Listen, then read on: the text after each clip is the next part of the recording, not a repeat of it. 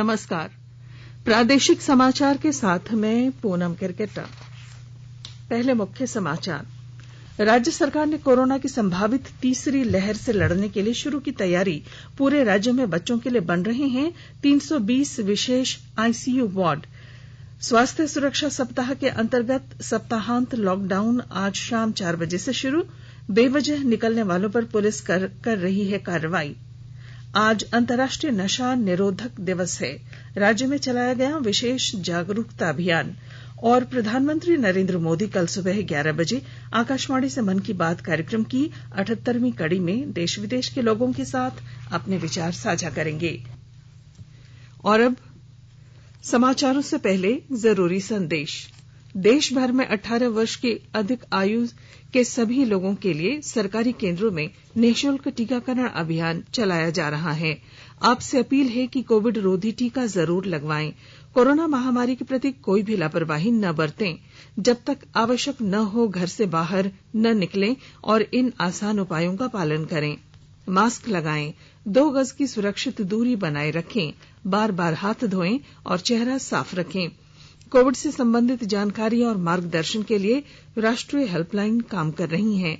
इनके नंबर हैं 011-2397-8046 और 1075। इसके अलावा राज्य हेल्पलाइन नंबर 104 डायल कर समस्या का त्वरित समाधान लिया जा सकता है। राज्य सरकार मुख्यमंत्री हेमंत सोरेन की निगरानी में कोविड-19 की संभावित तीसरी लहर के खिलाफ व्यापक तैयारी कर रही है। श्री सोरेन के निर्देश पर पूरे राज्य में बच्चों के लिए 320 paediatric intensive care unit PICU ward बनाए जा रहे हैं। इनमें से करीब 200 बेडों की व्यवस्था कर ली गई है। मुख्यमंत्री ने कहा है कि राज्य सरकार लोगों और बच्चों के लिए हर संभव स्वास्थ्य सुविधा तैयार करने में कोई कसर नहीं छोड़ेगी। उन्होंने कहा कि कोरोना की दूसरी लहर एक सबक थी, जिससे सीख लेकर स्वास्थ्य सुविधाओं की कमियों को दूर करने की तैयारी पूरी कर ली गई है। बच्चों के लिए आरामदायक वातावरण बनाने के लिए बच्चों के अनुकूल वार्ड बनाने पर विशेष ध्यान दिया जा रहा है। रांची में 27 बेड का पीआईसीयू वार्ड पूरा हो गया है और 40 पीआईसीयू बेड का काम चल रहा है। पूर्वी सिंहभूम में 30 पीआईसीयू बेड का विकास कार्य प्रगति पर है। कोडरमा जिले में 20 बेड की सुविधा पूरी हो चुकी है। गिरिडीह और हजारीबाग जिले के विभिन्न सीएचसी और सदर अस्पताल में 130 बिस्तरों वाला सुविधा युक्त बाल वार्ड विकसित हो रहा है। धनबाद और खूंटी में 70 से अधिक पीआईसीयू बेड का काम पूरा होने के करीब है। देश में अब तक कोरोना वायरस के डेल्टा प्लस वेरिएंट के करीब 50 से अधिक मामलों की पुष्टि हो चुकी है। स्वास्थ्य और परिवार कल्याण मंत्रालय ने बताया है कि वायरस की ये नई वेरिएंट महाराष्ट्र, मध्य प्रदेश, तमिलनाडु, पंजाब, गुजरात, केरल, आंध्र प्रदेश, ओडिशा, राजस्थान, जम्मू कश्मीर और कर्नाटक में पाई गई है। केंद्र ने 7 राज्यों और केंद्र शासित प्रदेश जम्मू कश्मीर को कोरोना के डेल्टा प्लस वेरिएंट की रोकथाम के उपायों को तेज करने को कहा है। केंद्रीय स्वास्थ्य सचिव राजेश भूषण ने राज्यों के मुख्य सचिवों से कहा है कि प्रभावित जिलों और समुदाय समूहों में इस संक्रमण को रोकने के तत्काल उपाय किए जाएं। साथ ही लोगों के एक स्थान पर जमा होने और आपस में मिलने जुलने को नियंत्रित किया जाए। इसके अलावा व्यापक परीक्षण, संपर्क का तुरंत पता लगाने और प्राथमिकता के आधार पर टीकाकरण सुनिश्चित किया जाए। उन्होंने डेल्टा प्लस वेरिएंट से संक्रमित लोगों के सैंपल निर्धारित प्रयोगशाला तक तुरंत भेजने का निर्देश दिया, जिससे इन मामलों की तुरंत पुष्टि और उन पर त्वरित कार्रवाई की जा सके। स्वास्थ्य मंत्रालय ने कहा है कि केंद्र ने अब तक राज्यों और केंद्र शासित प्रदेशों को 31 करोड़ 17 लाख से भी अधिक मुफ्त टीके उपलब्ध कराए हैं। मंत्रालय ने कहा है कि विभिन्न राज्यों और केंद्र शासित प्रदेशों के पास अभी भी 1 करोड़ 45 लाख से अधिक वैक्सीन उपलब्ध है। देश में कोविड के सक्रिय और नए मामलों की रफ्तार तेजी से घट रही है। स्वास्थ्य और परिवार कल्याण मंत्रालय ने बताया है कि पिछले 24 घंटों के दौरान देश में 64,000 से अधिक लोग कोविड से ठीक हुए हैं। हालांकि इस दौरान इसके 48,000 नए मामले भी सामने आए। कोविड के कुल मामलों में सक्रिय मामले 1.97% हैं और इसमें लगातार कमी आ रही है। पिछले 24 घंटों के दौरान सक्रिय मामलों में 17,000 से अधिक की कमी आई है। दैनिक और साप्ताहिक स्तर पर पॉजिटिव मामले भी कम हो रहे हैं। स्वस्थ होने की दर भी बढ़कर 96.72% हो गई है। अब तक देश में 31 करोड़ 50 लाख से अधिक लोगों को कोविड रोधी टीके लगाए जा चुके हैं। इसके साथ ही समय रहते संक्रमण का पता लगाने के लिए कोविड जांच का काम भी तेजी से हो रहा है। राज्य में प्रभावी स्वास्थ्य सुरक्षा सप्ताह के तहत सप्ताहांत लॉकडाउन आज शाम 4 बजे से सोमवार की सुबह 6 बजे तक के लिए लागू हो चुका है। राज्य में इस दौरान दवा और दूध की दुकानों को छोड़कर सभी दुकानें बंद रहेंगी। हालांकि पेट्रोल पंप, सीएनजी, रसोई गैस, रेस्तरां से होम डिलीवरी, राजमार्गों पर ढाबा और मालवाहक वाहनों को बंद से छूट दी गई है। रांची समेत सभी जिलों में साप्ताहिक लॉकडाउन का कड़ाई से पालन सुनिश्चित कराने के लिए अतिरिक्त पुलिस बल तैनात किए गए हैं। शाम 4 बजे से लॉकडाउन की अवधि शुरू होने के साथ ही ट्रैफिक पुलिस, सैट के जवान और सुरक्षा बलों ने लोगों को जल्द से जल्द अपने घरों को वापस जाने के लिए आग्रह किया। इस दौरान वैध कारण के बिना सड़कों पर निकलने वालों के खिलाफ सख्त कार्रवाई भी की जा रही है। वहीं ट्रेन और फ्लाइट से सफर करने वालों को टिकट के साथ साथ ई पास भी बनवाना होगा। आकाशवाणी के ताजा तरीन समाचारों के लिए आप हमारी वेबसाइट newsonair.com पर लॉग ऑन कर सकते हैं। ताजा समाचार Twitter handle @AIR news alerts और Facebook page all India radio news पर भी उपलब्ध है।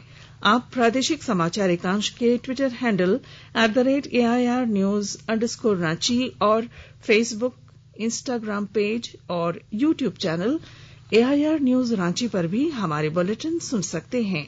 प्रादेशिक समाचार आप आकाशवाणी रांची से सुन रहे हैं और अब पेश हैं कोरोना से बचाव के कुछ संदेश। कोविड-19 से बचाव और सुरक्षित रहने के 3 उपाय।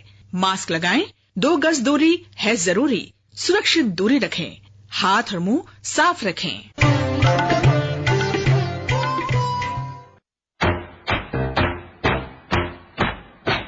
चलो मिलकर एक शुरुआत करें, चलो एक फैसला आज करें, मास्क नहीं तो टोकेंगे, कोरोना को रोकेंगे, चलो इस वादा करते हैं, चलो इस वादा करते हैं, मास्क नहीं तो टोकेंगे, कोरोना को रोकेंगे।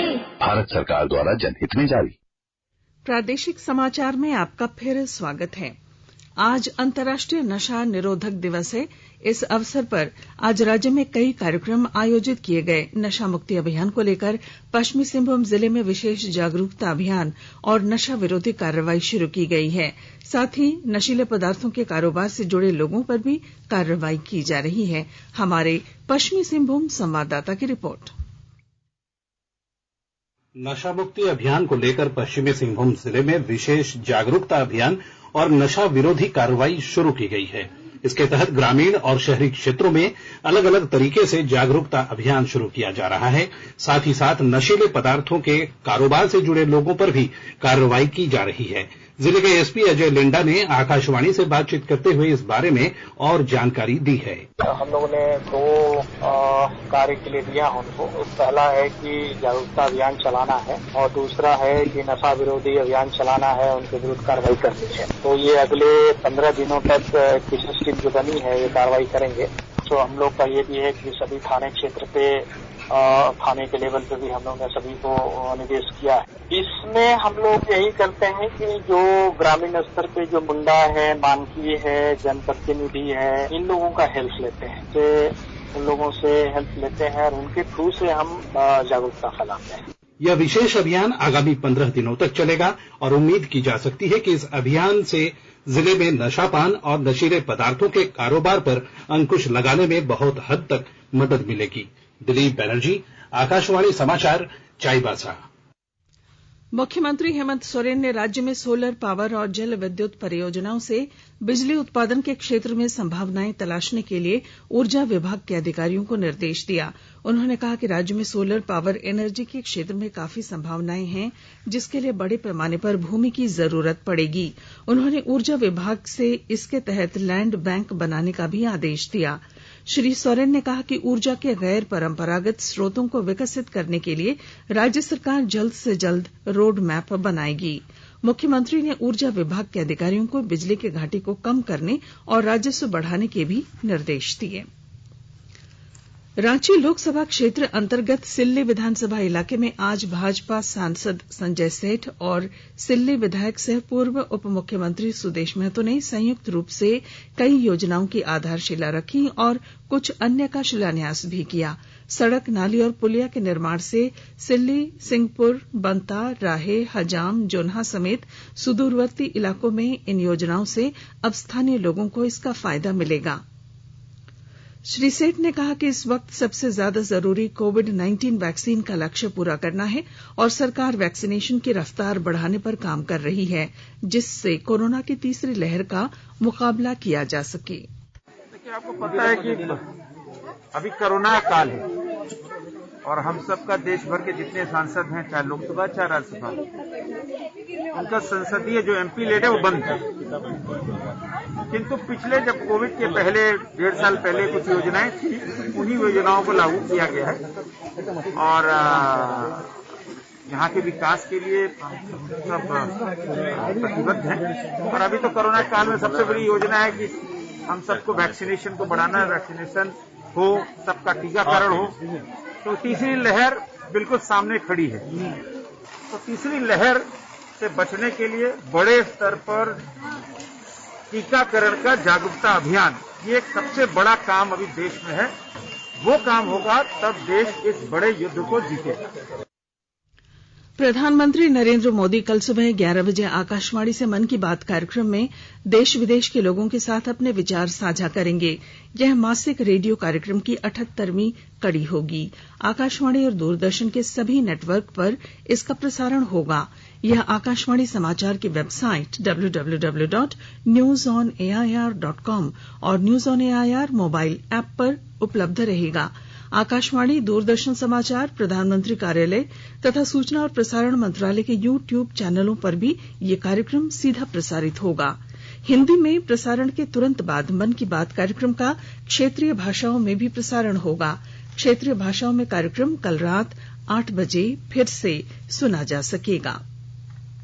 सरकार ने पैन को आधार के साथ जोड़ने की समय सीमा 30 सितंबर तक बढ़ा दी है। वित्त मंत्रालय ने हर व्यक्ति के लिए अपने आयकर विवरण और पैन आवंटन संबंधी आवेदन में आधार संख्या लिखना अनिवार्य कर दिया है। वित्त राज्य मंत्री अनुराग ठाकुर ने बिना ब्याज के विवाद से विश्वास भुगतान करने की समय सीमा भी बढ़ाकर 31 अगस्त कर दी है। राजधानी रांची में विवाह का पंजीयन अब रांची नगर निगम की वेबसाइट झारसेवा झारखंड.gov.in पर ऑनलाइन आवेदन देकर किया जाएगा। रांची में अब मात्र 50 रुपए में ये सुविधा लोगों को निगम द्वारा मुहैया कराई जाएगी। ये सुविधा सिर्फ रांची जिले वासियों के लिए है। विवाह पंजीयन के लिए वर वधू के निवास प्रमाण पत्र, आयु प्रमाण पत्र, फोटो और डिजिटल हस्ताक्षर की जरूरत होगी। और अब संक्षिप्त खबरें। खूंटी जिले में वन विभाग और खूंटी पुलिस की संयुक्त कार्रवाई में 30 बोरा डोडा जब्त किया गया है। पुलिस ने अज्ञात वाहन मालिक, चालक और डोडा व्यापारियों के खिलाफ मामला दर्ज किया। रामगढ़ जिले में कोरोना संक्रमण की रोकथाम के लिए जिला प्रशासन ने अलग अलग प्रखंडों के लिए जिला स्तर पर टीम गठित की है। और कोडरमा जिले में अनधिकृत रूप से 2 पहिया और 4 पहिया वाहनों के नेम प्लेट और बोर्ड लगाकर चलने वाले लोगों के खिलाफ परिवहन विभाग द्वारा सोमवार से अभियान चलाया जाएगा। और पलामू जिले में हो रही है भारी बारिश और वज्रपात के कारण 2 लोगों की मौत हो गई है। और अब अंत में मुख्य समाचार। राज्य सरकार ने कोरोना की संभावित तीसरी लहर से लड़ने के लिए शुरू की तैयारी। पूरे राज्य में बच्चों के लिए बन रहे हैं 320 विशेष आईसीयू वार्ड। स्वास्थ्य सुरक्षा सप्ताह के अंतर्गत सप्ताहांत लॉकडाउन आज शाम 4 बजे से शुरू। बेवजह निकलने वालों पर पुलिस कर रही है कार्रवाई। आज अंतर्राष्ट्रीय नशा निरोधक दिवस है। राज्य में चलाया गया विशेष जागरूकता अभियान। और प्रधानमंत्री नरेंद्र मोदी कल सुबह 11 बजे आकाशवाणी से मन की बात कार्यक्रम की 78वीं कड़ी में देश विदेश के लोगों के साथ अपने विचार साझा करेंगे। और इसके साथ ही आकाशवाणी रांची से प्रादेशिक समाचार का ये बुलेटिन समाप्त हुआ। नमस्कार। घर में रहिए, सुरक्षित रहिए और सुनते रहिए आकाशवाणी।